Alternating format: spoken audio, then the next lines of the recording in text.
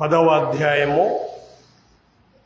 1వ వచనంలో పౌలు ఒక మాట తెలియజేశాడు. దాని గురించి ఈరోజు మనము ఆలోచన చేయబోతున్నాం. కొరింథీలో ఉన్నటువంటి సంఘానికి పౌలు రాసినటువంటి మొదటి పత్రిక 10వ అధ్యాయము 1వ వచనంలో, సహోదరులారా, ఈ సంగతి మీకు తెలియకుండుట నాకు ఇష్టం లేదు. ఈ సంగతి మీకు తెలియకుండుట నాకు ఇష్టం లేదు. ఈ మాట అనేక సార్లు పౌలు ఉపయోగించాడు. అంటే దేవుని యొక్క ఉద్దేశం ఏంటంటే, విషయాలు అనేటువంటి పూర్తిగా తెలియాలి. మాకేం తెలియదండి అనేటువంటి విధానం లేకుండా ఒక విషయం అనేటువంటిది పూర్తిగా తెలియాలి. 2వ కొరింథీ మొదటి అధ్యాయంలో కూడా ఇదే పదాన్ని ఉపయోగించాడు. 8వ వచనంలో, సహోదరులారా, ఆసియాలో మాకు తటస్థించిన శ్రమను గూర్చి మీకు తెలియకుండా మాకు ఇష్టం లేదు. 1 తెస్సలోనికీయులకు 4:13లో కూడా నిద్రించిన వారిని గురించి మీకు తెలియకుండా మాకు ఇష్టం లేదు. అంటే ప్రతిదీ కూడా మీకు తెలియాలి. ఎఫెసీ పత్రిక 1వ అధ్యాయము 8-9 వచనాల్లో కూడా, అంటే ఇవన్నీ మనకేం తెలియజేస్తున్నాయనంటే, విషయాలు అనేటువంటి మనందరికి కూడా తెలియాలి. 8-9 వచనాలు ఎఫెసీ పత్రిక 1వ అధ్యాయము. కాలము సంపూర్ణమైనప్పుడు జరగవలసిన ఏర్పాటును బట్టి ఆయన తన దయా సంకల్పం చొప్పున తన చిత్తమును గూర్చిన మర్మము మనకు తెలియజేసి, మనకు సంపూర్ణమైన జ్ఞాన వివేచన కలుగుటకు ఆ కృపను మన యెడల విస్తరింపజేసెను. ఆయన తన చిత్తమును గూర్చిన మర్మాన్ని మనకు తెలియజేశాడంట. కాబట్టి ఇలాగ అనేక వచనాలు ఉన్నాయి. మనుషులుగా మనకి విషయం ఏంటో తెలియాలి. దేవుడు నన్ను ఎందుకు పుట్టించాడు, దేవుడు నన్ను ఎలా కలుగు చేశాడు, నా నుంచి దేవుడు ఆశించేదేంటి, అసలు ఎందుకు వచ్చాను భూమి మీదకి, తర్వాత నా పరిస్థితి ఏంటి, ఈ సృష్టి ఏంటి, ఆకాశం ఏంటి, ఇవన్నీ కూడా మనకి తెలియాలి. ఈరోజు మనం చూడబోతున్న విషయం ఏంటంటే, సంగతి అనేటువంటిది తెలియకుండా, కొంతమంది తెలుసుకోకుండా ఉంటారు. దాని గురించి ఈరోజు మనము ఆలోచన చేయబోతున్నాం. ఈ మధ్య మనం చూడట్లేదు, కానీ ఒకప్పుడు ఎలా ఉండేదంటే, ఒక వస్తువు తయారు చేస్తే దానికి ఒక బుక్లెట్ ఒకటి ఇస్తాడు. ఈ వస్తువుని ఎలా వాడాలి అనేటువంటిది ఒక బుక్ లాంటిది ఒకటి ఇస్తాడు. సెల్ ఫోన్ కొన్నా ఈ మధ్య నాకు కనబట్ల ఆ విధానం అనేటువంటిది. ఒక వస్తువును కొన్నప్పుడు దాన్ని ఎలా ఉపయోగించాలనేటువంటిది వాడు బుక్ ఒకటి ఇస్తాడు. అలాగే దేవుడు కూడా మనకి ఈ జీవితాన్ని ఇచ్చినప్పుడు, ఈ జీవితం అంటే ఏంటి, ఎలా వచ్చింది, ఎందుకున్నావు మొదలైనటువంటి విషయాలన్నీ కూడా మనకి దేవుడు తెలియజేశాడు. చెప్పకపోతే ఆయన తప్పు. నాకేం తెలియకుండా ఇక్కడ పంపించాడండి అని మనం అనొచ్చు, ఆయన మీద నేరస్థాపన చేయొచ్చు. కానీ విషయం ఏంటంటే, దేవుడు స్పష్టంగా చెప్పాడు. దాన్ని ఈరోజు మనము ఆలోచన చేయబోతున్నాం. ముందుగా విషయం ఏంటంటే, దేవుడే చెప్పాలి. ఒక వస్తువును తయారు చేసినటువంటి వ్యక్తి, ఆ కంపెనీ వాడే ఒక బుక్ని ఇస్తాడు. అలాగే మనకి జీవితాన్ని ఇచ్చింది దేవుడు కాబట్టి దేవుడే చెప్పాలి. ఆయన గురించి, మన గురించి, సృష్టి గురించి ఆయనే చెప్పాలి. అయితే మనకు ఉన్నటువంటి ఈరోజు ఒకే ఒక్క ఆధారం ఏంటంటే బైబిల్ మాత్రమే. గతంలో దేవదూతలు భూమి మీదకి వచ్చి మనుషులతో మాట్లాడేవాడు. గతంలో దేవుడు మనుషుల్లో కొంతమందిని ప్రవక్తలుగా ఎంచుకొని, దేవుడు ప్రవక్తలతో మాట్లాడితే ప్రవక్తలు వచ్చి ప్రజలతో మాట్లాడేవాడు. గతంలో మోషే లాంటి నాయకుడు ఉన్నాడు. మోషే ఎవరంటే దేవుణ్ణంట ముఖాముఖిగా చూసిన వ్యక్తి అంట. అలాగూ చరిత్రలో మాట్లాడిన సందర్భాలు ఉన్నాయి. కానీ ఇప్పుడైతే మన దగ్గర ఉన్నటువంటి ఒకే ఒక ఆధారం ఏంటంటే గ్రంథం మాత్రమే. గతంలో ఏం జరిగిందనేటువంటిది అవన్నీ వివరించి తయారు చేసినటువంటి ఒక గ్రంథం మన దగ్గర ఉంది. మనకున్నటువంటి ఆధారం ఇది ఒకటే. హెబ్రీ పత్రిక 2వ అధ్యాయంలో ఇదే విషయాన్ని స్పష్టం చేస్తున్నాడు. హెబ్రీ పత్రిక 2వ అధ్యాయం 1వ వచనంలో, కావున మనము వినిన సంగతులను విడిచిపెట్టి కొట్టుకొని పోకున్నట్లు వాటి యందు మరి విశేష జాగ్రత్త కలిగి ఉండవలెను. వినిన సంగతులు, వాటిని మనము జాగ్రత్తగా కాపాడుకోవాలి అని అంటాడు. కింద 3వ వచనం 4వ వచనంలో మధ్యలో చూడండి, అట్టి రక్షణ ప్రభు బోధించు చేత ఆరంభమై దేవుడు తన చిత్తానుసారంగా సూచక్రియల చేతను మహత్కార్యముల చేతను నానా విధుల అద్భుతముల చేతను వివిధములైన పరిశుద్ధ వరం అనుగ్రహించుట చేతను వారితో కూడా సాక్ష్యం ఇచ్చుచుండగా వినిన వారి చేత మనకు దృఢపరచబడెను. అంటే అప్పటి కాలంలో మొదటి శతాబ్దం ఉన్నటువంటి వాళ్ళు విన్నారు, స్వయంగా ప్రభు బోధిస్తే విన్నారు, ఆ తర్వాత అపోస్తులు బోధిస్తే విన్నారు, ప్రవక్తలు బోధిస్తే విన్నారు. ఆ వినిన వారి చేత ఆ తర్వాత వినని వారికి దృఢపరచబడింది. ఎలా? ఇవే పత్రికలు రాస్తూ డైరెక్ట్గా మాట్లాడేటప్పుడు వినే వాళ్ళు కొంతమంది ఉంటారు. పత్రికల ద్వారా దృఢం చేసుకునేటువంటి వాళ్ళు ఇంకొకరు ఉంటారు.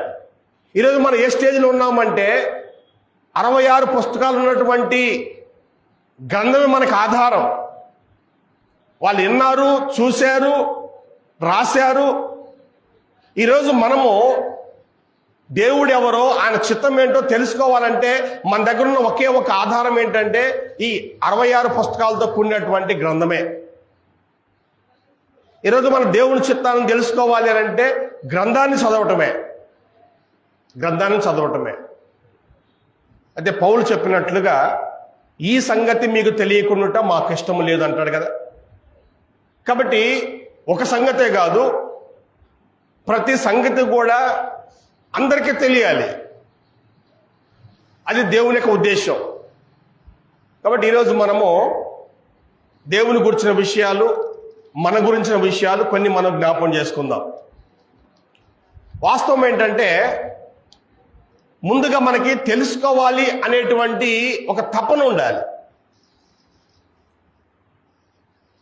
రెండవది, ఎవరు నీకు తెలియజేస్తారో ఖచ్చితంగా నీకు తెలియాలి. ఎవరు పడితే వాళ్ళు ఉంటారు. సృష్టి ఎలా జరిగింది, శాస్త్రవేత్తలు ఒక రకంగా మాట్లాడతారు, వేరే మతం వాళ్ళు ఇంకో రకంగా మాట్లాడతారు. అంటే ఈ సమాజంలో రకరకాల స్వరాలు వినిపిస్తున్నాయి. ఒక ఆయన ఏమంటాడు, పరిణామ సిద్ధాంతం ఒకటి ఉంది, అది డార్విన్ ఊహా సిద్ధాంతం. అది ఊహ, జస్ట్ అని ఊహించాడు అంతే. దాన్ని నమ్మేటువంటి బ్యాచ్ ఉన్నారు. అంటే ముందు ఒక ఏకకణ జీవి ఒకటి ఉండేది, అది బహుకణ జీవిగా వృద్ధి అయింది. అలా వృద్ధి చెందుతూ కోతి వచ్చింది, కోతి నుంచి మనిషి వచ్చాడు. ఇంకా మనిషితో ఆగిపోయింది. ఇంకా మరి మనిషి మారలేదేంటి? ఇంకా ఇది ఊహా సిద్ధాంతం, డార్విన్ యొక్క ఊహా సిద్ధాంతం. దాన్ని నమ్మారు కొంతమంది. ఆ తర్వాత ఇంకొకళ్ళు బిగ్ బ్యాంగ్ థియరీ అని ఇంకోటి ప్రవేశపెట్టారు. గతంలో ఒక పెద్ద ప్రేలుడు సంభవిస్తే ఒక ముక్క భూమికి ఏర్పడింది, ఇంకో ముక్క సూర్యుడయ్యాడు, ఇంకో ముక్క చంద్రుడయ్యాడు. ఇలా ఇంకొక సిద్ధాంతం ఉంది. దాన్ని నమ్మేటువంటి బ్యాచ్ ఇంకొకరు ఉన్నారు. దేవుడు లేడు అని చెప్పేటువంటి బ్యాచ్ ఉన్నారు. దేవుడు ఉన్నాడు అని కొన్ని పేర్లు చెప్తా ఉంటారు. హైందవులు అయితే కొన్ని పేర్లు చెప్తారు, ముస్లింలు అయితే వాళ్ళు ఒక పేరు చెప్తారు. ఇలా సమాజంలో భిన్నమైనటువంటి స్వరాలు వినిపిస్తున్నాయి. అయితే ముందుగా మనకి తెలుసుకోవాలి, వాస్తవం ఏంటి తెలుసుకోవాలంటే తపన మనకు ఉండాలి. రెండవది సత్యం ఏదో స్పష్టంగా చూడాలి. చూడండి, ఒక మాట మీరు గమనించండి. వాస్తవాన్ని తెలుసుకోవాలి అని అంటే మనము ప్రత్యేకమైనటువంటి శ్రద్ధ మనం పెడితే విషయాలు అర్థమవుతాయి. ఒకసారి లూకా సువార్తలో మనం గమనించి ఒక మాట చూద్దాము. లూకా అనేటువంటి ఈయన 2 పుస్తకాలు రాశాడు. లూకా సువార్త 1వ అధ్యాయంలో ఆయన ఒక మంచి మాట అక్కడ ఉపయోగించాడు. ఆయన అది సత్యాన్ని తెలుసుకోవాలంటే చేయవలసినటువంటి పని. అది ఏంటంటే అది లూకా సువార్త 1వ అధ్యాయం 2 నుంచి 4 వచనాలు కలిసి ఉన్నాయి. మనం చూద్దాం. ఆరంభము నుండి కన్నులారా చూసి వాక్య సేవకులైన వారు మనకు అప్పగించిన ప్రకారము మన మధ్యన నెరవేరిన కార్యముల గురించి వివరంగా వ్రాయుటకు అనేకులు పూనుకున్నారు. ఏం జరిగిందనేటువంటిది ఆ కాలంలోనే, 1వ శతాబ్దంలోనే అనేకులు పూనుకున్నారంట. కనుక నీకు ఉపదేశించబడిన సంగతులు నిశ్చయంగా జరిగినవని నీవు తెలుసుకున్నటకు వాటన్నిటినీ మొదటి నుంచి తరచి పరిష్కారంగా తెలుసుకుని ఉన్న నేనును. చెప్పితే నమ్మటం మాత్రమే కాదు, లూకా చేసిన ప్రయత్నం ఏంటంటే చూడండి, స్పష్టంగా చెప్తున్నాడు. నీకు ఉపదేశించబడినటువంటి సంగతులు నిశ్చయంగా జరిగినవని నీవు తెలుసుకున్నటకు వాటన్నిటినీ మొదటి నుండి తరచి పరిష్కారంగా తెలుసుకొని ఉన్న నేను. లూకా అంత ఈజీగా నమ్మేవాడు కాదు దేన్ని కూడా. అందరు నమ్మినా కానీ ఈయన మాత్రము అంత ఈజీగా నమ్మడు. ఈయన ప్రయత్నం ఏంటంటే, ఓకే నువ్వు చెప్తున్నావు ఓకే, కానీ నేను చూడాలి. ఈయన ప్రయత్నం ఏంటంటే ఈయనంట తరచి పరిష్కారంగా తెలుసుకొని ఆ జరిగిన విషయం ఏంటో. యేసు ప్రభువు కన్నిక గర్భాన జన్మించాడు అని అందరూ చెప్పుకుంటున్నారు. లూకా అంత ఈజీగా దాన్ని నమ్మడం. ఈయన ఎంక్వైరీ చేస్తాడు. తరచి అంటే ఎంక్వైరీ చేయటం, పరిష్కారంగా తెలుసుకోవటం. ఎంక్వైరీ కూడా మామూలు ఎంక్వైరీ కాదు, అణువున పరిశోధించటం. ఏంటి మరియమ్మ ఎవరు, అసలు ఏ ఊరు, యేసోపుది ఎవరు, ఎంగేజ్మెంట్ అయిందా, అయింది, మరి మీరిద్దరు కలిశారా, లేదండి, మరి ఎలా, దేవుని యొక్క కార్యం ఇది. ఇలా లూకా అనేటువంటి ఈయన జరిగిన విషయాలే వాస్తవమని అందరూ నమ్ముతున్నారు. కానీ ఏం చేసే పని ఏంటంటే వాటిని తరచి పరిష్కారంగా తెలుసుకొని అప్పుడు నమ్ముతాడు, ఇతరులకు తెలియజేస్తాడు.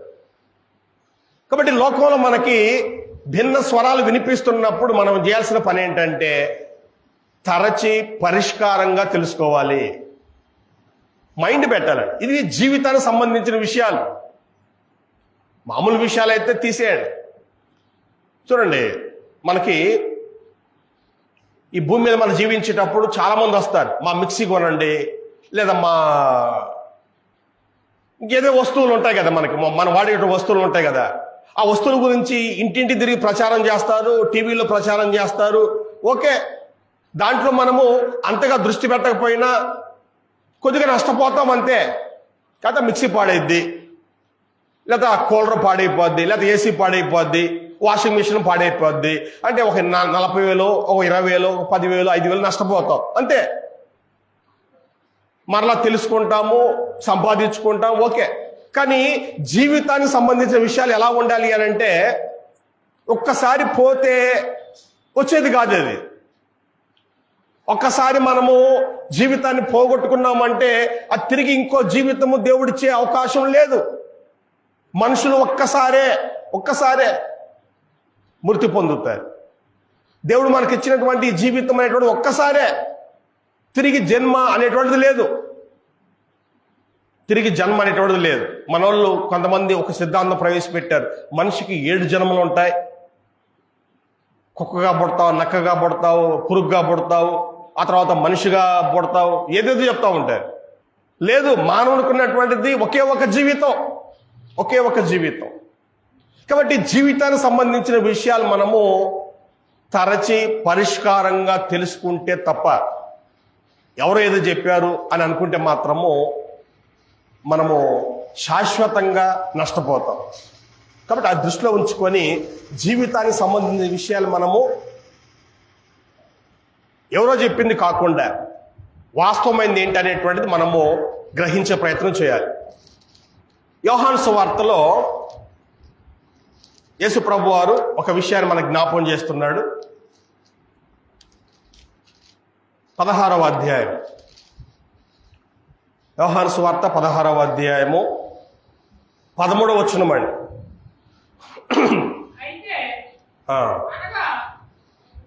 అయితే ఆయన అనగా సత్య స్వరూపైన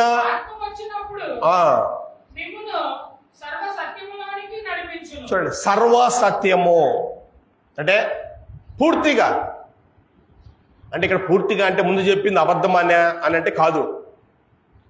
సత్యము వేరే, సర్వసత్యము వేరే. అంటే కొంచెం లోతుకి వెళ్ళటం. మనందరూ తెలుసు కదా, మన భూమి మీదనే మనము వైద్య శాస్త్రమే తీసుకోండి, లేదా ఇంకొక లా తీసుకోండి, దాంట్లో డిగ్రీలు ఉంటాయి కదా, డిగ్రీలు, పీజీలు, పిహెచ్లు ఉంటాయి కదా. విషయం ఒకటే, కానీ ఒకే విషయం మీద పిహెచ్డికి వెళ్తాం. అంటే విషయాన్ని ఇంకా లోతుగా తెలుసుకోవాలంటే పిహెచ్డి దాకా వెళ్ళాలి. కొంతమంది డబుల్ పిహెచ్డి చేసే వాళ్ళు కూడా ఉన్నారు. సత్యము వేరే, సర్వసత్యము వేరే. అయితే దేవుడు మనకి పరిశుద్ధాత్మ ద్వారా సర్వసత్యంలోనికి మనల్ని నడిపించాడు. బైబిల్ అనేటువంటిది ఇదేంటంటే ఈరోజు సర్వసత్యమైనటువంటి గ్రంథం. సత్య గ్రంథం కాదు, సర్వసత్యమైనటువంటి గ్రంథం ఇది. మన భాష చెప్పాలంటే డబుల్ పిహెచ్డి లేదా త్రిబుల్ పిహెచ్డి అనుకోవచ్చు అనమాట. ఇంకా దీనికి మించినటువంటిది ఇంకా లేదు ఇంకా. కాబట్టి గ్రంథాన్ని మనము శ్రద్ధగా మనం ధ్యానించినప్పుడు విషయాలు అనేటువంటి మనం పూర్తిగా నేర్చుకోగలం. అయితే దీంట్లో కూడా మరలా ఒక సమస్య వచ్చింది. గ్రంథం అయితే ఉంది కానీ మరలా దీన్ని అపార్థం చేసుకునే వాళ్ళు, లేదా కొంతమంది అబద్ధంగా చెప్పేవాళ్ళు, ఇలాంటి బ్యాచ్లు కూడా ఉన్నాయి. అబద్ధం చెప్పే వాళ్ళైతే ఈజీగా కనిపెట్టవచ్చు, అంటే లేనిది చెప్పే వాళ్ళు ఈజీగా కనిపెట్టవచ్చు, ఓకే. కానీ మనం ఆ ప్రయత్నం కూడా చేయట్లే. మీకు చాలాసార్లు చెప్పారు, ఒక వ్యక్తి గ్రంథాన్ని పట్టుకొని చెప్తున్నాడు అన్నప్పుడు అతను చెప్పేటువంటి మాట చూపించమనాలి. డిసెంబర్ 25 క్రీస్తు పుట్టాడని పండుగ చేస్తున్నాం. ఎక్కడ, ఏ అధ్యాయం, ఏ పుస్తకం, ఏ వచనం చెప్పాలి. చెప్పకపోతే అది అబద్ధం. కానీ మనం కనీసం అబద్ధం చెప్తున్నా నోరు మూసుకొని వింటున్నాం అంతే. రెండవది అపార్థం చేసి చెప్పటం. పేతురు రాసినటువంటి 2వ పత్రిక 3వ అధ్యాయంలో పేతురు అదే చెప్తున్నాడు. 3వ అధ్యాయం, పేతురు రాసినటువంటి 2వ పత్రిక 3వ అధ్యాయంలో 16వ వచనంలో వీటిని గూర్చి తన పత్రికలన్నింటిలోనూ బోధించున్నాడు.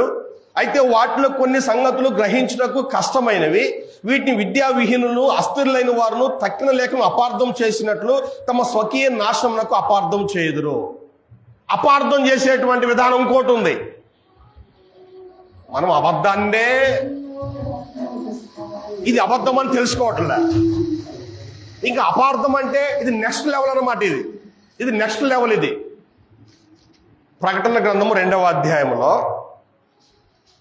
చూడండి, ఈ సంఘం ఎలా ఉందో చూడండి. ఎఫెసులో ఉంటున్న సంఘం ఎలా ఉందో చూడండి. ప్రకటన గ్రంథము 2వ అధ్యాయము 2వ వచనంలో మధ్యలో చూడండి, అపోస్తులు కాకయే తాము అపోస్తులమని చెప్పుకొని వారిని పరీక్షించి వారు అబద్ధికులని నీవు కనుగొంటివని. ఆ కాలంలో కొంతమంది మేము అపోస్తులమని చెప్పుకుంటున్నారు. అపోస్తులమని చెప్పుకుంటే అయిపోద్దా? ఆ లక్షణాలు ఉండాలి వాళ్ళకి. అపోస్తులు అంటే ఎవరు? క్రీస్తు చేత ఏర్పరచబడిన వారు, పరిశుద్ధాత్మలో బాప్తిసం పొందినవారు, అగ్నితో బాప్తిసం పొందిన వాళ్ళు, వాళ్ళని అపోస్తులు అంటారు. వాళ్ళకు కొన్ని లక్షణాలు ఉంటాయి. యేసుక్రీస్తు మాత్రమే వాళ్ళని ఏర్పాటు చేసుకోవాలి. చూడండి, 12 మంది శిష్యుల్ని యేసు ప్రభు ఏర్పాటు చేసుకున్నాడు. పౌల్ని యేసుక్రీస్తు ఏర్పాటు చేసుకున్నాడు. అలా క్రీస్తు ద్వారా ఏర్పరచబడిన వాళ్ళే అపోస్తులు. బయట వాళ్ళు వచ్చి నేను కూడా అపోస్తలుని అంటే ఎఫెసులో ఉన్న సంఘము వాళ్ళని పరీక్ష చేసి వీళ్ళు దొంగ అపోస్తలు అని వాళ్ళు కనుక్కున్నారంట. కాబట్టి అబద్ధాన్ని తెలుసుకోవటం ఒక స్టేజీ, మనము ఆ స్టేజిని దాటట్ల అబద్ధాన్ని నమ్ముతున్నాం. రెండవ స్టేజ్ ఏంటంటే వాక్యాన్ని అపార్థం చేసి ఎవరన్నా బోధిస్తున్నప్పుడు అది తెలుసుకోవటం. కొంతమంది అపార్థం చేస్తారు, వాక్యాన్ని అపార్థం చేస్తారు. కాబట్టి ఇలా మనకున్న సమస్యలు ఏంటంటే గ్రంథం అయితే మన దగ్గర ఉంది, కానీ ఈ గ్రంథాన్ని అడ్డబెట్టుకొని అబద్ధం చెప్పేవాళ్ళు ఒక బ్యాచ్, అపార్థం చేసి బోధించే వాళ్ళు ఇంకొక బ్యాచ్, ఇంకో బ్యాచ్ ఉన్నారండి కలిపి చెరిపేవాళ్ళు. అంటే అక్కడో మాట ఇక్కడో మాట తీసుకొని కలిపి చెరిపేటువంటి వాళ్ళు ఇంకొకరు ఉన్నారు. ఇదే గ్రంథంలో పాటలు పాడేటప్పుడు వాయిద్యాలు వాయించవచ్చు అని ఇదే గ్రంథంలో మనకు ఉంటుంది. పాట పాడుతూ వాయిద్యాలు వాయిస్తారు, అలాగనే పాట పాడుతూ ఎగురుతూ ఉంటారు, డాన్స్ చేస్తూ ఉంటారు. ఇదే గ్రంథంలో ఆ విషయం ఉంది. మరి ఇప్పుడు ఎలా పాడాలి అని అంటే కలిపి చెరిపే బ్యాచ్ ఏం చెప్తారంటే దావీదు వాయించలేదా, దావీదు ఎగరలేదా, కాబట్టి ఎగిరిన తప్పు లేదు, వాయించిన తప్పు లేదు అని ఇప్పటికి కూడా చాలా మంది దీన్నే నమ్ముతున్నారు. ఏంటి, పాటలు పాడేటప్పుడు వాయిద్యాలు ఉండాలి, ఎగరాలి అంటే కలిపి చెరిపేటువంటి బ్యాచ్ ఇంకోటి ఉన్నాయి. వాళ్ళని కూడా మనము కనిపెట్టాలి. మీకు గతంలో కూడా చెప్పాను, యేసుక్రీస్తు ఎప్పుడన్నా తంబూరు పట్టుకొని సితార పట్టుకొని వాయించాడా? దేవుడు అంటే దావీదుకి భలే పిచ్చి. ఎంత పిచ్చి అంటే ఎన్నో పాటలు రాశాడు, వాయిద్యాలు వాయించుకుంటూ నాట్యం చేసుకుంటూ దావీదు పాడేవాడు. దేవుడు అంటే అంత పిచ్చి దావీదుకి. మరి యేసుక్రీస్తుకి దేవుడు అంటే పిచ్చి లేదా? దావీదు కంటే ఇంకెక్కువ ఉంది. దావీదు కంటే ఇంకా ఎక్కువ ఆసక్తి యేసుక్రీస్తుకు ఉంది. యోహాను సువార్త 2వ అధ్యాయంలో మనకు మొన్న చూసాం, నీ ఇంటిని గూర్చిన ఆసక్తి అనేది భక్షించున్నది అంటాడు. అంటే క్రీస్తుకి దేవుని ఇంటిపై గొప్ప ఆసక్తి ఉంది. దావీదు కంటే ఎక్కువ యేసుక్రీస్తుకే ఉంది దేవుడు అంటే. మరి ఈయన ఇంకెక్కువ వాయించాలి కదా, ఈయన ఇంకెక్కువ ఎగరాలి కదా, కానీ ఎగరలేదు, వాయించలేదు. కానీ దేవుని స్తుతించాడు, ఆయన కూడా పాట పాడాడు. అపోస్తులు ఏమైనా వాయిద్యాలు ఉపయోగించారా? లేదు. మరి అపోస్తులకి దేవుడు అంటే ఇష్టం లేదా? దావీదు కంటే ఎక్కువ అపోస్తులకే ఇష్టం ఉంది. మనకు తెలుసు కదా, మీరు మమ్మల్ని చంపినా ఓకే, మేము మాత్రం సువార్త ప్రకటించటము మేము ఆపము అన్నారు. అంటే దావీదు కంటే ఇంకెక్కువ భక్తి పరులు వీళ్ళు అపోస్తులు, ప్రాణాల సహితము లెక్క చేయల. అపోస్తుల్లో అనేక మంది కూడా హతసాక్షులు అయ్యారు. ఒక్క యోహాను ఉన్నాడు కదా, ఈయనే సహజ మరణం పొందాడంట. కానీ మిగతా అందరూ కూడా తలకిందులుగా సిలువ వేయబట్టము, ఖడ్గాలతో నరకబడటము, అందరూ హతసాక్షులు అయ్యారు. అంటే దేవుడు అంటే వాళ్ళకి అంత పిచ్చి. మరి ఇంత పిచ్చి ఉన్న వాళ్ళు పాటలు పాడుతూ వాయిద్యాలు వాయించారా అంటే లేదు, ఎగిరారా అంటే లేదు. కాబట్టి కలిపి చెరిపేటువంటి బ్యాచ్ ఏం చేస్తారంటే అక్కడెక్కడో ఉన్నటువంటి విషయాలు, అది ఏంటది, దావీదు ఎవరు, ఏ కాలం, పాత నిబంధనలో ఉన్నాడు, ధర్మశాస్త్రయుగం అది, వాళ్ళకి సత్యం అనేటువంటిది పూర్తిగా అందలేదు, ఆత్మ గూర్చిన విషయాలు వాళ్ళకి తెలియవు. దేవుడు అంటే ఏమనుకుంటారు వాళ్ళు భౌతికంగా ఎక్కువగా ఆలోచన చేస్తారు, మనకున్న జ్ఞానం వారికి లేదు. ఇది తరచి పరిష్కారంగా తెలుసుకునే బ్యాచ్ ఇది గుర్తిస్తారు. సహజంగా ఉండే వాళ్ళు అయితే నిజమే కదా, 150 కీర్తన తీయండి, 150 కీర్తనలో చూడండి, అక్కడ దావీదు రాసినటువంటి కీర్తన కాకపోయినా ఒకసారి మనము 150వ కీర్తనలో కొన్ని మాటలు మనం జ్ఞాపం చేసుకొని మనం ముందుకెళ్దాం.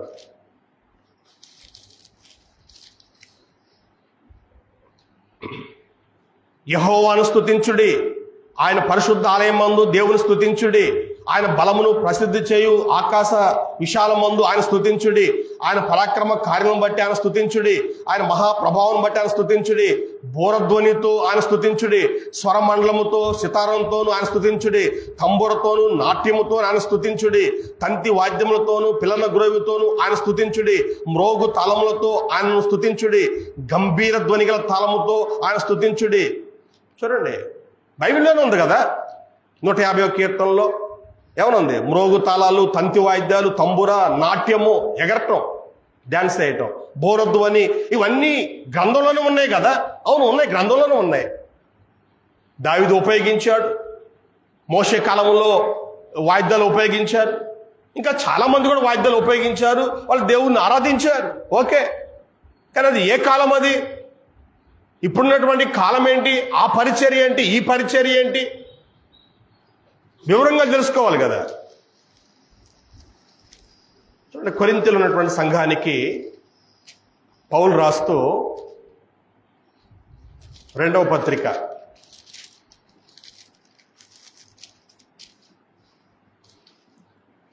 3వ అధ్యాయంలో చూడండి, ఆ రెండింటి గురించి వివరం తెలియజేస్తున్నాడు. 2వ కొరింథీ 3వ అధ్యాయం 6వ వచనం. ఆయనే మమ్మును క్రొత్త నిబంధనకు అనగా అక్షరమునకు కాదు గాని ఆత్మకే పరిచారణమగుటకు మాకు సామర్థ్యము కలిగించున్నాడు. అక్షరము చంపును గాని ఆత్మ జీవింపచేయును. మరణ కారణమగు పరిచర్య రాళ్ల మీద చెక్కబడిన అక్షరములకు సంబంధించినదాయను, మహిమతో కూడినదాయను. అందుకే మోషే ముఖం మీద ప్రకాశించుండిన ఆ మహిమ తగ్గిపోనదైనను ఇశ్రాయేలీయులు అతని ముఖము తేరి చూడకపోయారు. ఇట్లుండగా ఆత్మ సంబంధమైన పరిచర్య ఎంత మహిమ గలదై ఉండను. అన్నిటికీ భేదం చెప్తున్నాడు. మోషే ఉన్నప్పుడు రాళ్ల మీద చెక్కారు. 10 ఆజ్ఞలు ఎక్కడ చెక్కబడ్డాయి? రాళ్ల మీద చెక్కబడ్డాయి. ఈ పరిచర్య వేరు, ఆ పరిచర్య వేరు. ఆ పరిచర్యకే చూడండి, మోషే ముఖమంట ప్రకాశించేదంట, అది తగ్గిపోయేటువంటిది. దానికే అంత మహిమ ఉంటే దీనికి ఎంత ఉండాలి? దీనికి ఎంత ఉండాలి? ఈ విధంగా చూడండి, పాతదానికి కొత్తదానికి మధ్య ఉన్నటువంటి భేదాన్ని స్పష్టంగా తెలియజేశాడు.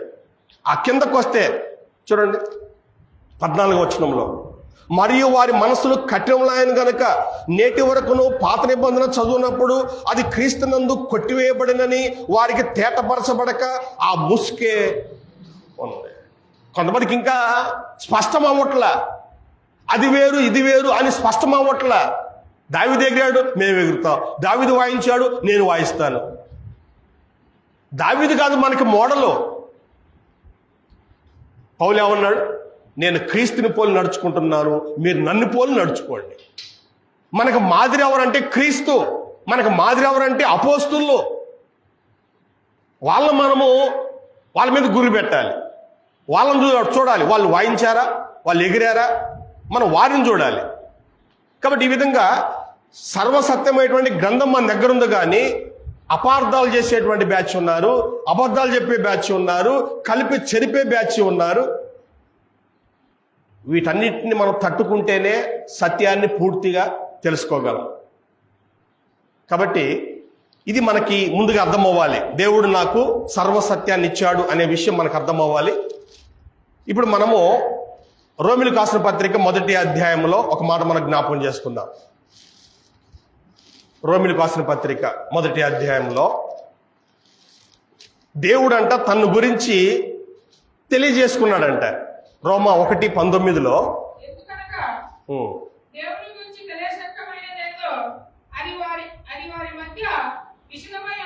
చాలు, దేవుడు అది వారికి విశదపరిచాడు. చూడండి, దేవుని గురించి తెలియశక్యమైనదేదో. దేవుని గురించి మనం అన్ని తెలుసుకోవాలంటే మనకది కుదిరే పని కాదు. మన మనుషులం, ఆయన దేవుడు. మనకి ఆయన గురించి కొన్ని మాత్రమే తెలుస్తాయి, కొన్ని మాత్రమే మనం గ్రహించగలం. అన్నిటినీ మనం తెలుసుకోలేం. ఈరోజు చాలా మంది చేసే ప్రయత్నం ఏంటంటే అన్నిటినీ పరిశోధించాలని చూస్తున్నారు. అన్ని మన కొల్ల కాదు. అందుకే స్పష్టంగా చెప్పాడు, దేవుని గూర్చి తెలియశక్యమైనదేదో. అది వారి మధ్య విశదమైనది, దేవుడు అది వారికి విశదపరచెను. ఈ సృష్టి ఏర్పాటు కాకముందు అసలు ఏం జరిగేది తెలియదు మనకి. నేను ఒక పెద్ద ఆయన ప్రసంగం చూశాను యూట్యూబ్లో, ఇప్పటికి కూడా అది ఉంటా ఉన్నది. ఆదాము కంటే ముందు ఈ భూమి మీద ఎవరో ఉన్నారు అని ఒక పెద్ద ఆయన ప్రసంగం చేశాడు. ఇలాంటి విషయాలు అవి మనకి శక్తికి మించిన విషయాలు, మన పని కాని విషయాలు అవి. అది మన పని కాదు. అది దేవుడు మనకి ఇచ్చింది ఏంటంటే, దేవుడు ఆది అందు భూమి ఆకాశాలను సృజించాడు, దేవుడు మొట్టమొదటి మనుషుల్ని ఆదాముని ఏర్పాటు చేశాడు అని బైబిల్ స్పష్టంగా చెప్తుంటే, లేదు ఆదాము కంటే ముందు ఎవరు ఉన్నారు ఈ భూమి మీద అని చెప్తే, ఇలా కొంతమంది శక్తికి మించిన విషయాల గురించి మాట్లాడాలని ప్రయత్నం చేస్తుంటారు. అక్కడ అందుకే చెప్పాడు, ఆయన గురించి తెలియశక్యమైనదేదో ఎంతవరకు తెలుసుకోవాలో అంతవరకు దేవుడు బయలుపరిచాడు. మనుషులం, మనకంటూ ఒక లిమిట్ ఒకటి ఉంటుంది. మనం దేవుళ్ళం కాదు మనం. కాబట్టి ఎంతవరకు తెలియాలో దేవుడు అంత మనకి విశదపరిచాడంట. ఇప్పుడు 20వ వచనం, ఆయన అదృశ్య లక్షణములు అనగా ఆ నిత్య శక్తియు దేవత్వమును జగత్తుత్పత్తి మొదలుకొని సృష్టించబడిన వస్తువులను ఆలోచించడం వలన తేటపడుచున్నవి. కాబట్టి దేవుడు చెప్పిన సంగతులు నీకు అర్థమవ్వాలంటే, దేవుడు నీకు అర్థమవ్వాలంటే నువ్వు ఆలోచించాలి. ఏం ఆలోచించాలి? ఇక్కడ కొన్ని చెప్పాడు, ఆయన అదృశ్య లక్షణాలను ఆలోచించాలి. అంటే అదృశ్య లక్షణాలు అంటే కనపడడు కానీ కొన్ని పనులు చేస్తాడు. మన తెలుసు కదా, గాలి కనపడదు కానీ గాలి వచ్చినప్పుడు చెట్లు ఊగుతాయి, ఇంకా పెద్ద గాలి వస్తే చెట్లు పడిపోతాయి, కానీ గాలి మనకు కనపడదు. అలాగనే కరెంటు మనకు కనపడదు కానీ లక్షణాలు కనపడతాయి, వాటిని అదృశ్య లక్షణాలు అంటారు. కరెంటు మనకు కనపడదు కానీ బల్బు వెలుగుతుంది, ఫ్యాన్ తిరుగుతుంది, ఏసీ పని చేస్తుంది, ఇంకా చాలా వస్తువులు పనిచేస్తాయి, కానీ కరెంటు మనకు కనపడదు. అలాగనే దేవుడు కూడా కనపడడు కానీ ఆయన అదృశ్య లక్షణాలు ఉన్నాయి. ఏంటి అవి? ఇక్కడ చెప్తున్నాడు, ఆయన నిత్య శక్తి అంటే ఎల్లప్పుడూ ఆయనకి శక్తి ఉంది. చూడండి, మనం వయసులో ఉన్నప్పుడు ఒక శక్తి ఉంటుంది, పిల్లలు ఉన్నప్పుడు ఒక శక్తి ఉంటుంది. పిల్లలు చూడండి టపా పడుతుంటారు, లేస్తుంటారు. అదే పెద్దోళ్ళు పడితే 4 రోజులు 2 నెలలు లేవరు మంచంలోంచి, ఎమకిరిగిపోయింది కట్టుకొని. పిల్లలు పడుతుంటారు, లేస్తుంటారు, వాళ్ళకి ఇబ్బంది ఏమి లేదు. మనం పడితే 2 నెలలు 3 నెలలు మంచంలో ఉండాలి. కాబట్టి మన శక్తి ఎటువంటిదంటే నిత్య శక్తి కాదు, మారుతూ ఉంటుంది. కానీ దేవుడికున్న శక్తి ఎలా ఉంటుందంటే ఎప్పుడు ఆయనకు ఒకే శక్తి ఉంటుంది. ఎప్పుడైనా సరే ఆయన ఏకరీతిగా ఉంటాడు. ఆ నిత్య శక్తి, ఆ తర్వాత దేవత్వము, ఆయన యొక్క తత్వం. ఆయన పరిశుద్ధుడు, ఆయన ప్రేమించేవాడు, క్షమించేవాడు, న్యాయం చేసేవాడు, పక్షపాతం లేనివాడు. చూడండి, ఎల్లప్పుడూ ఉండేవాడు, మార్పు లేనివాడు. ఇవన్నీ ఆయన తత్వానికి సంబంధించిన విషయాలు. ఆ తర్వాత జగత్తుత్పత్తి మొదలుకొని సృష్టించబడిన వస్తువులను ఆలోచించడం వలన, ఈ సృష్టిని ఆలోచిస్తే దేవుడేంటో, ఆయన శక్తి ఏంటో, ఆయన ఉన్నాడా లేదా, అవన్నీ నీకు అర్థమవుతాయి. మనం చెప్పాను కదా మా వాడి గురించి, దేవుడు నమ్మటం అది బుద్ధిహీనత, అవివేకము. కొంతమంది దేవుని కల్పించారు, అసలు దేవుడే లేడు, మనుషుల్ని భయపెట్టడానికి దేవుడనే ఒక వ్యక్తిని వీళ్ళే సృష్టించారు, దేవుడు లేడు, ఏం లేడు, అజ్ఞానం అది అని కొంతమంది నమ్మే బ్యాచ్ ఉన్నారు. వాళ్ళు చెప్పాలి, ఎవరు లేనప్పుడు ఈ సృష్టి ఎలా జరిగింది? లేదు, ఈ సృష్టి ఎలా నిరంతరము నడుస్తూ ఉంది. సూర్యుడు ఉదయిస్తున్నాడు, అస్తమిస్తున్నాడు. ఎలా? చంద్రుడు ఒకరోజు చూస్తే పూర్తి కనపడతాడు, ఇంకో రోజు చూస్తే కొద్ది తక్కువ వస్తాడు, ఒకరోజు అసలే కనపడడు చంద్రుడు. ఎడిపోయాడు? కాలాలు మారుతున్నాయి, వేసవికాలం, వర్షాకాలం, చలికాలం, ఇలా కాలాలు మారుతున్నాయి. ఎవరు నడిపించే వాళ్ళు? ఎవరు? ఇప్పుడు మనం చూస్తున్నామండి, మనం ఈరోజు ఈ ఇంటర్నెట్ వచ్చిన తర్వాత చాలా మనము అద్భుతాలు మనం చూస్తున్నాం. మనిషి లేకుండానే కొన్ని పనులు జరుగుతూ ఉన్నాయి. చూడండి, మెట్లు ఎక్కాలంటే చాలా కష్టం. ఈ మోకాళ్ళ నొప్పులతో అసలే మెట్లు ఎక్కలేము. ఇప్పుడు ఈజీగా ఆ మెట్లు నడుచుకుంటూ పోతున్నాయి. మనం నిలబడితే చాలు ఆ మెట్లు కదులుతూ ఉంటాయి. టెక్నాలజీ చూడండి, ఆ మెట్లు కదులుతున్నాయి అంటే ఎవరు లేరండి, అసలు ఒక మిషన్ లేదు, కరెంట్ లేదు, అసలు ఏం లేదు. అది అంతే, ఆ మెట్లు కదులుతుంటే మనం నిలబడితే చాలు అంటే ఎలా ఉంటుంది? ఆ మెట్లు కదలాలంటే ఒక సిస్టమ్ ఉంటుంది, దానికి ఒక శక్తిని దానికి అందించాలా, విద్యుత్ శక్తిని అందించాలా. ఏది లేకుండా ఎలా నడుస్తాయి? చూడండి, వీళ్ళే చెప్తారు అంతరిక్షం ఒకటి ఉంది, ఎన్నో గ్రహాలు ఉన్నాయి, కక్షలో తిరుగుతున్నాయి, ఏది ఢీకొంటలేదు, దాని కక్షలో అంటే దాని దారిలో తిరుగుతూ ఉందంట, స్పీడ్గా తిరుగుతూ ఉందంట. వీళ్ళే చెప్తారు. మరలా ఎవరు తెప్పుకుండా ఎలా సాధ్యం ఇది? కాబట్టి దేవుడు తన గురించిన విషయాలు స్పష్టంగా తెలియజేశాడు. అయితే మనుషులు ఏం చేస్తున్నారు అంటే, ఇప్పుడు చూడండి కిందకు వస్తే రోమా 1:21, మరియు వారు దేవుణ్ణి ఎరిగియు ఆయన దేవునిగా మహింపరచలేదు, కృతజ్ఞత చెల్లింపలేదు గాని తమ వాదములు యందు వ్యర్థులైరి. కొంతమంది దేవుడు తెలుసు కానీ వాదాలు. దేవుడు ఉంటే కనబడాలిగా, నాకు కనపడమను. ఒక అతను ఉన్నాడు, ఒక యవనస్తుడు ఉన్నాడు, బైరి నరేష్ అని. నేను దేవుని నమ్ముతా, నాకు కనపడమని, ఒక్కసారి కనపడమని నేను నమ్ముతా అంటాడు. చాలా మంది ఇదే వాదన, దేవుణ్ణి ఎరిగి ఆయన దేవునిగా మహింపరచట్లేదు, కృతజ్ఞత చెప్పట్లేదు కానీ వాదాలు పెట్టుకుంటున్నారు. దేవుడు ఉంటే కనపడాలి కదా, ఒక్కసారి కనపడమండి, ఒక్కసారి కనపడే చాలు నేను భక్తుడిని అవుతా అంటాడు. దేవుణ్ణి నువ్వు చూడగలుగుతావా?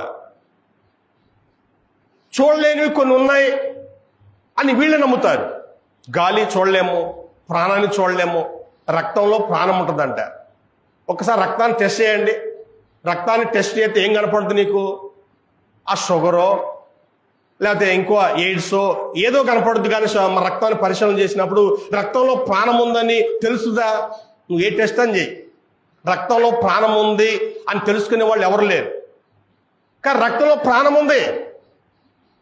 రక్తం పోతే మనిషి బ్రతకలేడు. మీరు చూడండి, రక్తం మొత్తం పోతే మనిషి చచ్చిపోతాడు. మరి కనబడట్లేదు కదా.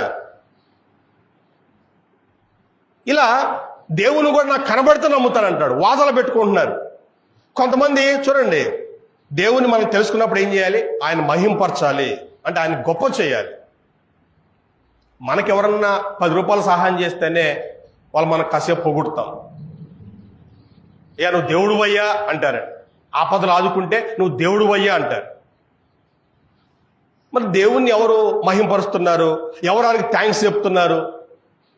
నాకు భార్యనిచ్చావు, బిడ్డలనిచ్చావు, అసలు నాకే జీవితాన్ని ఇచ్చావు, గృహం ఇచ్చావు.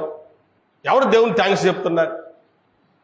దేవుడు తన గురించి పూర్తిగా చెప్పినా కూడా అది తెలుసుకునే ప్రయత్నం చేయకుండా వాదాలు పెట్టుకొని ఎవరు కూడా దేవుని గుర్తించట్లా. ఇంకొంతమంది ముందుకెళ్ళి ఏం చేశారంట? చూడండి 23వ వచనంలో, వారు అక్షయుడకు దేవుని మహిమను క్షయమగు మనుషుల యొక్కయు, పక్షుల యొక్కయు, చతుష్పాద జంతువుల యొక్కయు, పురుగుల యొక్కయు ప్రతిమా స్వరూపంగా మార్చరి. మీకు గతంలో చెప్పారు, ఈ ప్రపంచంలో మొదట్లో భూమి మీద సంపన్న దేశాలు అని అంటే ఐగుప్తు దేశం, ఆ తర్వాత కనాను దేశం. ఈ 2 సంపన్న దేశాలు మొదటి నుంచి కూడా. ఐగుప్తు అంటే ఈజిప్ట్ అంటాం కదా, ఆ తర్వాత కనాను, ఇప్పుడు మన ఇజ్రాయెల్ దేశం అంటున్నాం కదా, ఇజ్రాయెల్, పాలస్తీనా, వీటన్నిటిని కనాను దేశం అంటారు. ఇవి అప్పట్లో భూమి మీద సంపన్న దేశాలు. కనాను దేశం ఎటువంటిదంటే సకల దేశంలోకి అది ఆభరణం లాంటిదంట. మంచి దేశాలండి అవి. సరే, కనాను పక్కన పెడితే ఐగుప్తు దేశం అనేటువంటిది సంపన్న దేశము. వీళ్ళు మొదటి నుంచి కూడా దేవుణ్ణి ఆరాధించేటువంటి దేశం అది. ఐగుప్తులో ఉన్నటువంటి విగ్రహాలు ఎక్కడ కనపడవండి. వాళ్ళు పురుగుల్ని దేవునిగా భావిస్తారు, నీళ్ళను దేవునిగా భావిస్తారు, మనిషిని దేవునిగా భావిస్తారు. వాళ్ళు మొక్కందంటూ లేదు. ప్రతి దాన్ని వాళ్ళు మొక్కుతారు ఐగుప్తీయులు. ఇప్పటికి కూడా అక్కడ పిరమిడ్లు ఉంటాయి. అంటే మనిషిని వాళ్ళు ఆ దేహం పాడైపోకుండా కొన్ని వందల సంవత్సరాల దాకా అలాగనే ఉండేటట్లుగా వాళ్ళు అలాంటి ఆయిల్ వాళ్ళు కనిపెట్టారు, రసాయనం వాళ్ళు కనిపెట్టారు. అంటే వాళ్ళకి దేవుడు అంటే పిచ్చి. కానీ నిజమైన దేవుని గుర్తించకుండా, ఆయన అదృశ్యుడు అని తెలుసుకోకుండా మనిషిని దేవుని చేశారు, పురుగుని దేవుని చేశారు, పక్షిని దేవుని చేశారు. అంటే వీళ్ళు ఏ బ్యాచ్ చేయాలంటే దేవుడు చెప్పాడు కానీ వాటిని స్పష్టంగా తెలుసుకోకుండా పైన చూసుకొని తయారైన బ్యాచ్ అండి ఇది. కొలస్సే పత్రికలో పౌలు ఒక మాట చెప్తున్నాడు. 2వ అధ్యాయం, కొలస్సే పత్రిక 2వ అధ్యాయంలో పౌలు ఒక మాట చెప్తా ఉన్నాడు. 2వ వచనం మధ్యలో చూడండి. దేవుని మర్మమైన క్రీస్తును స్పష్టంగా తెలుసుకున్న వారై. క్రీస్తునే కాదండి, ప్రతి దాని గురించి మనము స్పష్టంగా చూడాలి, పైన కాదు. సృష్టి గురించి అయినా, దేవుని గురించి అయినా, క్రీస్తు గురించి అయినా, బైబిల్ గురించి అయినా స్పష్టంగా చూడగలగాలి. చాలామంది అంటున్న మాట ఏంటంటే బైబిల్ గొప్పదని క్రైస్తవులు చెప్పుకుంటూ ఉంటే, బైబిల్ గొప్పదా? బైబిల్ రాసింది ఎవరు అని అంటే 40 మంది వ్యక్తులు రాశారండి, 40 మంది మనుషులు రాశారంటే రాసింది మనుషులేగా. ఖురాన్ రాసింది మనుషులు, భగవద్గీత రాసింది మనుషులు, రామాయణం రాసింది మనుషులే, మీ బైబిల్ రాసింది మనుషులే. తేడా ఏంటి? ప్రత్యేకత ఏంటి? ఇంకా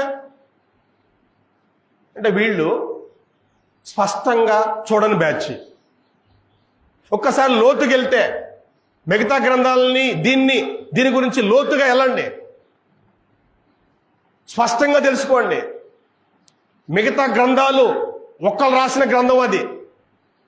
రామాయణం వాల్మీకి రాశాడు చూడండి. మహమ్మద్ అనేటువంటి వ్యక్తి ఖురాన్ రాశాడు, అంటే ఆయన రాకపోయినా పక్క వాళ్ళ చేత రాపించాడు. బైబిల్ని అలా కాదు, ఒక్కళ్ళు ఇద్దరు కాదు, 40 మంది వ్యక్తులు వేరు వేరు కాలాల్లో ఉండి, వేరు వేరు స్థాయిల్లో ఉండి, రాజులు ఉన్నారు, పశువులు కాసుకునే వాళ్ళు ఉన్నారు, చేపలు పట్టుకునే బ్యాచ్ ఉన్నారు, ప్రవక్తలు ఉన్నారు. అంటే ఇలా 40 మంది వ్యక్తులు వేరు వేరు కాలాల్లో ఉండి రాసినటువంటి గ్రంథం ఇది. ఈ గ్రంథం పూర్తవటానికి 1600 సంవత్సరాలు పట్టింది. ఒక గంటలో రాసింది కాదు, ఒక నెలలో రాసింది కాదు, ఒక ఆయన కూర్చొని ఒక నెలకి 2 నెలలకు రాసినటువంటి పుస్తకం కాదు ఇది. 1600 సంవత్సరాలు పట్టింది. 40 మంది వ్యక్తులు ఇలా ఒక విషయాన్ని స్పష్టంగా తెలుసుకున్నప్పుడు మనకు అర్థమవుతుందండి. కాబట్టి విషయం ఏంటంటే ఈరోజు మనం చూస్తుంది ఏంటంటే దేవుడు తన గురించి పూర్తిగా, అంటే మనం ఎంతవరకు తెలుసుకోవాలో అంతవరకు దేవుడు మనకి బయలుపరిచాడు. వాటిని మనం పూర్తిగా నేర్చుకుంటే దేవుడు ఎవరో అర్థమవుతాడు. దేవుని అర్థం చేసుకోవాలి. ఆ తర్వాత బైబిల్లో సంఘము అనేటువంటి ఒక పదం ఉంటుందండి.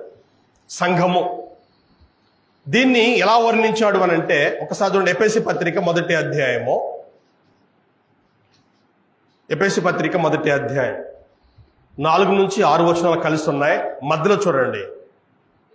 మనము తన ఎదుట పరిశుద్ధులమును నిర్దోషులై ఉండవల్లని జగత్తు పునాది వేయబడక మునిపే ప్రేమ చేత ఆయన క్రీస్తులో మనలను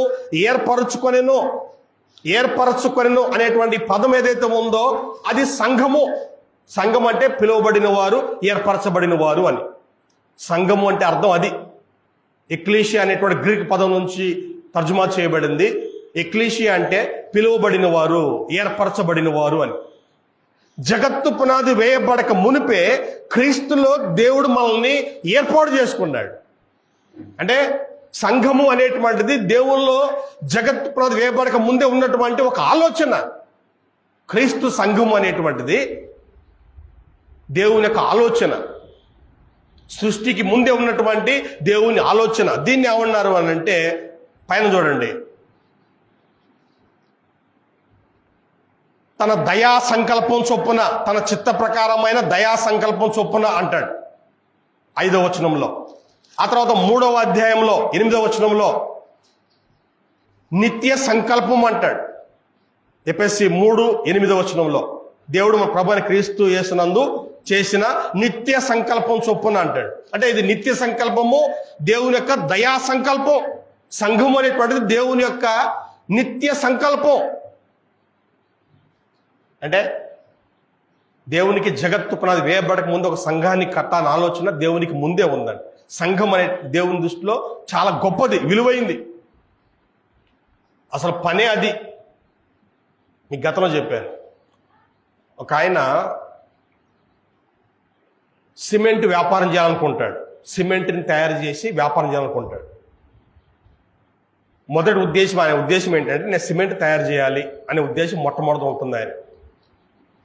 అది మొట్టమొదటి ఆలోచన అయితే దానికోసం ఆయన ఏం చేస్తాడు, ఒక ఊరిని ఏర్పాటు చేసుకొని ఆ ఊరిలో పొలాలు కొని, అటు కేంద్ర ప్రభుత్వం నుంచి రాష్ట్ర ప్రభుత్వం అనుమతులు తీసుకొని, పంచాయతీ నుంచి అనుమతులు తీసుకొని, లారీలు కొని, మనుషుల్ని ఏర్పాటు చేసుకొని, కరెంటుని ఏర్పాటు చేసుకొని, తర్వాత పెద్ద ప్రాసెస్సే ఉంటుంది. ఆయన ఉద్దేశం ఒకటి ఏంటంటే, ముందు ఉద్దేశం ఏంటంటే నేను సిమెంట్ తయారు చేయాలి. ఆ మాట చిన్నదే కావచ్చు, కానీ ఆ మాట అమలు అవ్వాలంటే చాలా కష్టపడాలి, డబ్బులు పెట్టాలి, ఎంతో మందిని సేకరించాలి, ఎంతో మందిని ఒప్పించాలి. అలాగనే అసలు దేవునికున్న ముందు ఆలోచన ఏంటంటే సంఘాన్ని కట్టాలి. సృష్టి కాదు, మనుషులు కాదు, జంతువులు కాదు, పక్షులు కాదు, ఇది కాదు. ముందు సంఘాన్ని కట్టాలి, క్రీస్తులో సంఘాన్ని కట్టాలి. అది దేవునికున్న మొట్టమొదటి ఆలోచన. అది అమలవ్వాలంటే మనుషులు కావాలి, భూమి కావాలి. వాళ్ళు పాపంలో పడితే వాళ్ళు తిరిగి మళ్ళా రక్షించాలి, ఒక రక్షకుని పంపించాలి. ఇంత ప్రాసెస్ తర్వాత ఉంటుంది. కాబట్టి ఈరోజు దేవుని గురించి మనం తెలుసుకోలేకపోయాము, సంఘాన్ని గురించి తెలుసుకోలేకపోయాము. సంఘాన్ని గురించిన స్పష్టమైన అవగాహన ఎవరికీ లేదు. ఇందా చెప్పాను కదా, లోకంలో 10 మాటలు మనకు వినపడతాయి. ఇదిగో దేవుడు, ఇదిగో సంఘం. 100 మాటలు వినపడతాయి, 1000 మాటలు వినపడతాయి. కానీ మనం ఏం చేయాలి? తరచి పరిష్కారంగా తెలుసుకోవాలి. దేవుడు ఎవరు, ఆయన సంకల్పం ఏంటి, నన్నెందుకు పుట్టించాడు. ఒకే ఒక కారణం అండి, దేవుడిని ఎందుకు పుట్టించాడు అని అంటే నువ్వు క్రీస్తు ద్వారా సంఘముగా ఏర్పాటు అవ్వాలని, ఆయన కుమారుడు అవ్వాలని. ఇక్కడ చెప్పాడు కదా, ఎఫెసీ పత్రిక 1:4-6 మనము తన ఎదుట పరిశుద్ధులమును నిర్దోషమై ఉండవలనని.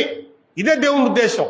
నువ్వు పరిశుద్ధంగా నిర్దోషంగా ఉండాలనే దేవుని సంకల్పం.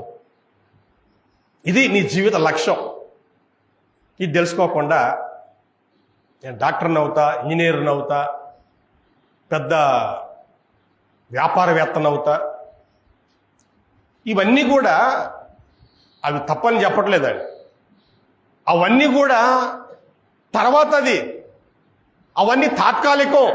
ముఖ్య ఉద్దేశం అది కాదు. ముఖ్య ఉద్దేశం ఏంటంటే నువ్వు దేవుని ఎదుట నిలబడాలి, పరిశుద్ధంగా ఎలాంటి దోషం లేకుండా నిలబడాలి. అది మెయిన్ ఉద్దేశం. డాక్టర్వి యాక్టర్వి తర్వాత అది భూమి మీద ఏదో బ్రతకడం కోసం, భూమి మీద కొంతకాలము బ్రతకడం కోసం మాత్రమే అవి శాశ్వతం కాదు. శాశ్వతం ఏంటంటే నువ్వు పరిశుద్ధంగా బ్రతకాలి, ఎలాంటి దోషం లేకుండా ఉండాలి. ఇవన్నీ మనకి ఎప్పుడు అర్థమవుతాయి అంటే స్పష్టంగా చూసినప్పుడు. సంగతులు పైపైన చూస్తే పైపైన అర్థమైతే మనం పైపైన వాటిని నమ్ముతాం. కాబట్టి ప్రియమైనటువంటి సంగమా, గమనించండి, ఈరోజు భిన్న స్వరాలు వినపడుతున్నాయి లోకంలో. దేవుడు ఎవరో, ఆయన ఉద్దేశం ఏంటో, సంఘం అంటే ఏంటో, వీటి గురించి మనకి లోకంలో స్పష్టత ఇచ్చేవాళ్ళు కొద్దిమందే ఉన్నారు. ఎక్కువ మంది మనల్ని మిస్లీడ్ అంటాం కదా, తప్పుదారికి నడిపిస్తున్నారు, తప్పుడు మార్గాన్ని నడిపిస్తున్నారు ఎక్కువ మంది. కాబట్టి జాగ్రత్తగా ఉండాలి. సత్యం ఏంటో తరచి పరిష్కారంగా తెలుసుకోవాలి, పూర్తి సత్యం ఏంటో తెలుసుకోవాలి. అప్పుడు మన జీవితాలు మనము కాపాడుకోగలుగుతాం. దేవుని గురించి స్పష్టంగా చూడకపోయినా, సంఘాన్ని గురించి స్పష్టంగా చూడకపోయినా భవిష్యత్తులో మనము గొప్ప నష్టాన్ని పొందుతాం. ఆ నష్టం మామూలు నష్టం కాదండి. అది నా చెప్పాను కదా, జీవితం ఒక్కసారే ఉంటుంది. ఆ జీవితం యొక్క పరమార్థం ఏంటో తెలుసుకొని భవిష్యత్తులో నేను బాగుండాలంటే ఏ మార్గం నాకు సరైందో అది స్పష్టంగా తెలుసుకోకపోతే గొప్పగా నష్టపోతాం. ఎవరు మార్చేది కూడా లేదు. మీకు గతంలో చెప్పాను, ఒక్కసారి మనం మరణించిన తర్వాత దేవుడు కూడా మనల్ని ఏం చేయలేడు. నరకంలో ఉంటే నరకంలో ఉండాలి, పరలోకం ఉంటే పరలోకంలో ఉంటాం. ఎక్కడ ఉంటే అక్కడే. దేవుడు కూడా ఏం చేయలేడు. ఇంకా సహాయం చేయటం కానీ తప్పించడం కానీ దేవుడు కూడా ఏం చేయలేడు. ఇప్పుడు అయితే దేవుడు ఏమైనా చేయగలుగుతాడు. కాబట్టి ఆలోచన చేద్దాం, వాస్తవాన్ని తెలుసుకుందాం, మన జీవితాన్ని దేవునికి అనుకూలంగా పరిశుద్ధంగా ఎలాంటి దోషం లేకుండా జీవించడానికి ప్రయత్నం చేద్దాం. అన్నిటికంటే ముఖ్యంగా సంఘంలోనికి వద్దాం, క్రీస్తు సంఘంలోనికి మనందరం వద్దాం. మీ అందరికీ వందనాలు తెలియజేస్తూ ఈ వాక్యాన్ని ముగిస్తా ఉన్నాను. ప్రార్థన చేసుకుని మనము రొట్టె విరిచే కార్యక్రమం